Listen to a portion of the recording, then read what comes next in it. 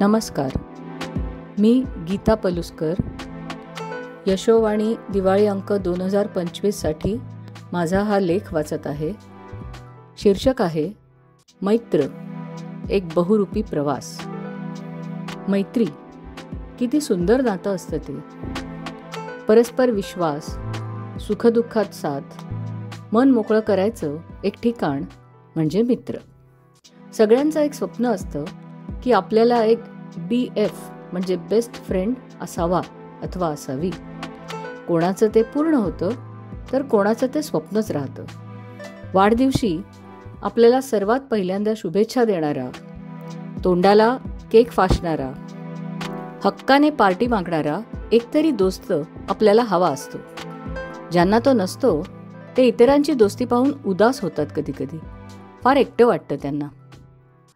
माणूस हा जन्मतः सामाजिक प्राणी आहे. त्याला माणसांची, मित्रमैत्रिणींची, सुहृदांची गरज असते.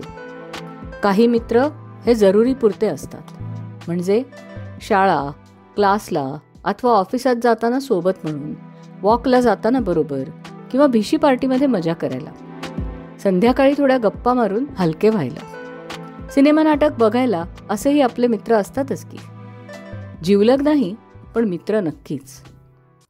पण मग मैत्री म्हणजे नक्की काय? तर मैत्री म्हणजे परस्पर विश्वास, सहकार्य, एकमेकांविषयी वाटणारा जिव्हाळा. मैत्री म्हणजे एकमेकांचा सहवास आवडणे, एकमेकांचा आदर करणे आणि स्वीकार करणे. यातला सहवास आवडणे, आदर आणि स्वीकार हा भाग महत्त्वाचा आहे. अहो, पण अनेकदा आपण आपलाच म्हणजे आपल्या व्यक्तिमत्वाचा स्वीकार करू शकत नाही, स्वतःचा आदर करत नाही, एकट्याने स्वतःच्या सहवासात आनंदाने वेळ घालवू शकत नाही. त्याचं काय? अनेकदा आपण मित्रमैत्रिणींसाठी झुरत बसतो. अमुक मैत्रीण माझ्याशी बोलली नाही किंवा तिने मला कमी महत्त्व दिलं, अशा प्रकारचं काहीतरी मनात येऊन आपण खंतावत बसतो. तर ह्या सगळ्यात आपण स्वतःची मैत्री करायला विसरून जातो.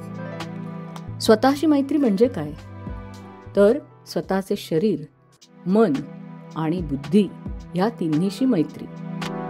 अनेकदा आपण आपल्या शरीराकडे लक्ष द्यायला विसरून जातो.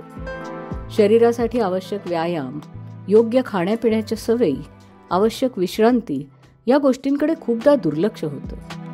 आपल्या एखाद्या मित्राच्या संदर्भात त्याला सल्ले द्यायला आपण अगदी तयार असतो की अमुक अमुक आसने कर, तमुक पदार्थ वर्ज्य कर, खाण्यापिण्याची काळजी घे.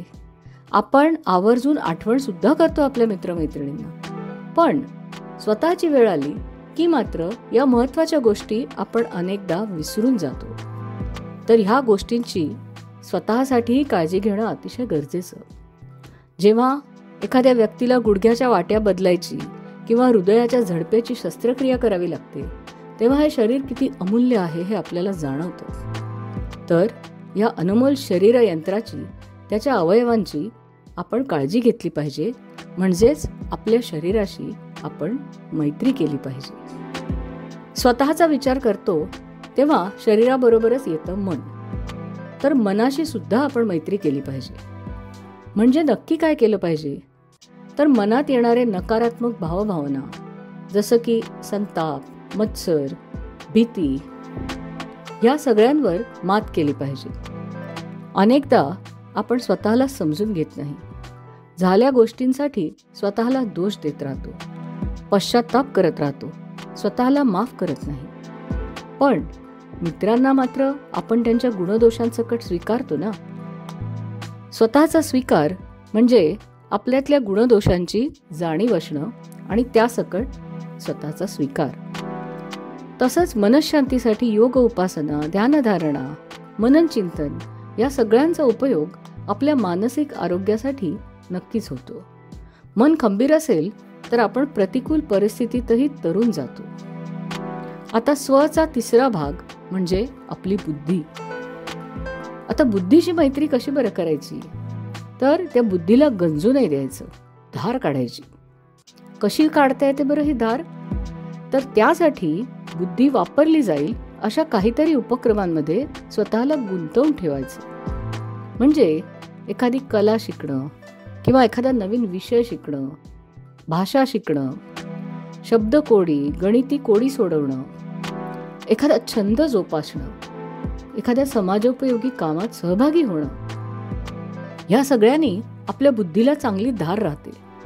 वय वाढत जातं तसं बुद्धी गंजते असं म्हणतात. ती गंजायला नको असेल तर आपण आपल्या बुद्धीची काळजी घेणं आणि तिच्याशी मैत्री करणं हे अतिशय गरजेचं आहे.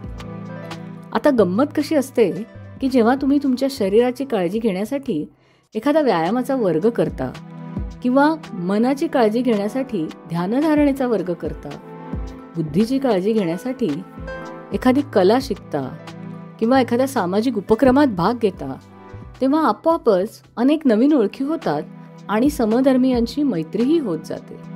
म्हणजे स्वतःशी मैत्री केल्याने आपोआपच मित्रमैत्रिणी मिळत जातात. मैत्री म्हणजे केवळ एकमेकांसोबत हसणं, फिरणं किंवा गप्पा मारणं नव्हे, तर एकमेकांना समजून घेणं, स्वीकारणं आणि आधार देणं. मैत्री म्हणजे केवळ सहवास नव्हे, तर ती एक भावनिक, बौद्धिक आणि आत्मिक जडणघडण असते. मैत्री आणि मैत्र हे दोन्ही एकच का? मैत्र म्हणजे नक्की काय?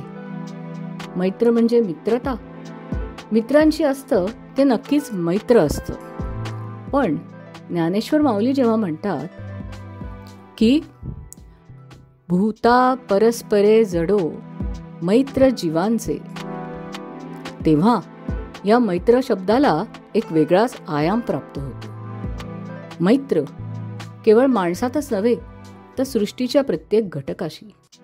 खरं मैत्र म्हणजे सर्व सृष्टीला आपलं मानणं. मैत्र म्हणजे स्वीकार, समजूत आणि सहकार्य. निसर्गाशी, ज्ञानाशी, स्वतःशी मैत्र. पर्यावरण, विज्ञान आणि समाजाशीही मैत्र. मैत्र म्हणजे केवळ दोन व्यक्तींमधील नातं नव्हे. ही भावना सृष्टीत सर्वत्र दिसते. मैत्र म्हणजे सहअस्तित्व, परस्पर विश्वास आणि समजुतीचा गाभा. जरा विचार केला तर अशी अनेक उदाहरणं आपल्याला दिसून येतील. आपल्याला माहित आहे ना की आपल्या पोटात अनेक सूक्ष्म जीव असतात. ते जीव आपल्या पोटात सुखाने राहतात आणि आपल्याला पचनक्रियेत मदत करतात. परस्पर सहकार्य, एकमेका सहाय्य करून आपण दोहोपक्षी सुखी होतो. मैत्र सूक्ष्म जीव आणि माणसाचं, जिथे एक अनोखी सहजीवनाची गुंफण आहे. सूक्ष्मातही जीवनाचा सन्मान आहे. आपण इथे विज्ञानातून सहअस्तित्व शिकतो. जंगलातील किंवा सजीव सृष्टीतील जैवविविधतेचे संतुलन टिकून राहते ते साहचर्य आणि परस्पर सन्मान ह्यामुळेच. जंगलातील एका घटकाचा तोल ढळला तरी इतर सर्व घटक डळमळू लागतात.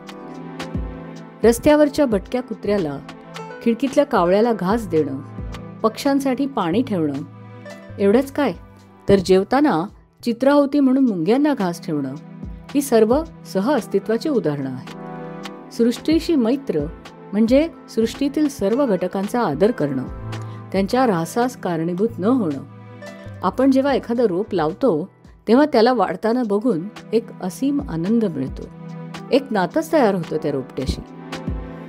माणूस जेव्हा नद्या साफ करतो, कमीत कमी प्लास्टिकचा वापर करतो, तेव्हा तो सृष्टीशी असलेलं आपलं मैत्र जपत असतो. आपण सर्वजणच आनंदाच्या शोधात असतो. जेव्हा एखाद्या पक्ष्याचं गायन ऐकतो, सूर्यास्ताचं सौंदर्य पाहतो किंवा एखाद्या फुलाचा सुगंध घेतो, तेव्हा आपल्याला जाणवतं की या छोट्या छोट्या गोष्टीत किती आनंद दडलेला आहे. हेच तर खरं मैत्र आहे, जे आपल्याला निसर्गाच्या जवळ घेऊन जातं आणि आंतरिक शांती मिळवून देतं. जेव्हा आपण सर्व सृष्टीला आपलं मानतो, यामध्ये केवळ माणसेच नाहीत तर प्राणी, पक्षी, झाडे, नद्या, डोंगर, अर्थात या विश्वातील प्रत्येक घटकाला आपलं मानतो, तेव्हा खऱ्या अर्थाने मैत्रीची सुरुवात होते. थोडक्यात खरं मैत्र म्हणजे मीपणाच्या पलीकडे जाऊन आपण ही भावना स्वीकारणं. आपण सर्वजण एका मोठ्या वैश्विक कुटुंबाचा भाग आहोत हे समजून घेणं, ज्यामुळे आपलं जीवन अधिक समृद्ध आणि अर्थपूर्ण आणि आनंदी होतं.